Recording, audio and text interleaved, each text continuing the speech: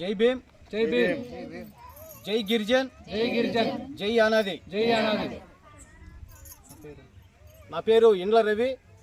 నేను Yanadi Mahanadu all India జాతీయ అధ్యక్షులుగా కొనసాగుతూ ఉన్నాను. ఈ రోజున నెల్లూరు జిల్లా కావలి మండలం బుడంగుంట ఎస్టీ గిరిజన యానాది కాలనీని యానాది మహానాడు ఆల్ ఇండియా రాష్ట్ర కమిటీ సందర్శించడం జరిగింది. ఇక్కడ జనరల్ బాడీ సమావేశం వేసి గిరిజనులైనటువంటి యానాదులను కూర్చోబెట్టి వారికి ప్రభుత్వం ఇచ్చేటటువంటి సంక్షేమ పథకాల మీద వాటిని సక్రమంగా వినియోగించుకునేటటువంటి విషయంలో, వాటిని రాబట్టుకునేటటువంటి విషయంలో వారికి సలహాలు సూచనలు ఇవ్వడం జరిగింది. తదనంతరం ఈ యొక్క బుడంగుంట ఎస్టీ గిరిజన కాలనీలో ఒక యానాది మహానాడు ఆల్ ఇండియా కమిటీని కూడా ఏర్పాటు చేయడం కూడా జరిగింది. ఈ యొక్క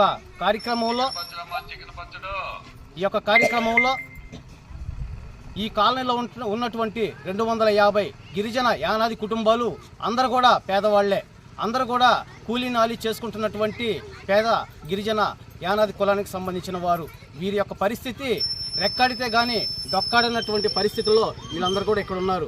ఇక్కడ వీరికి సరైనటువంటి రోడ్డు సదుపాయాలు కానీ, సరైనటువంటి కరెంటు సమస్య, అలాగే ఇతరత్ర నీటి సమస్య కూడా ఇక్కడ స్థానికంగా ఉన్నట్లుగా యానాది మహానాడు గ్రహించింది. ఇందు మూలంగా తెలియజేసేది ఏంటంటే, ఈ యొక్క బుడంగుంట ఎస్టీ గిరిజన యానాది కాలనీలో ఉన్నటువంటి 250 కుటుంబాలు పేద గిరిజనులకు ఈ యొక్క ప్రభుత్వం అంత్యోదయ అన్న యోజన పథకం కింద వీరికి ఏఏవై కార్డులు మంజూరు చేసి ప్రతి ఒక్క గిరిజన యానాది కుటుంబానికి 35 కేజీలు బియ్యం ఉచితంగా ఇచ్చి వీరిని ఆదుకోవలసిందిగా యానాది మహానాడు డిమాండ్ చేస్తూ ఉంది. అలాగే సూచన కూడా చేస్తూ ఉంది.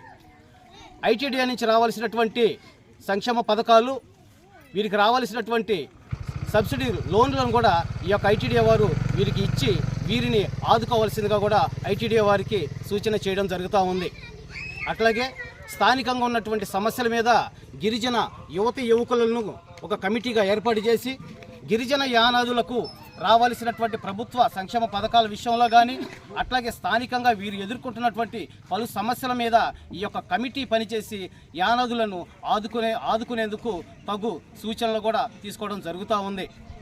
ఇప్పటికైనా సరే ప్రభుత్వం స్పందించి ఈ యొక్క బుడంగుంట గిరిజన ఎస్టీ యానాది కాలనీలో ఉన్నటువంటి 250 కుటుంబాలు, అర్హత కలిగినటువంటి నిరుపేద యానాది కుటుంబాలకు ఏఏవై కార్డుల ద్వారా, అంటే అంత్యోదయ అన్న యోజన పథకం కింద వీరికి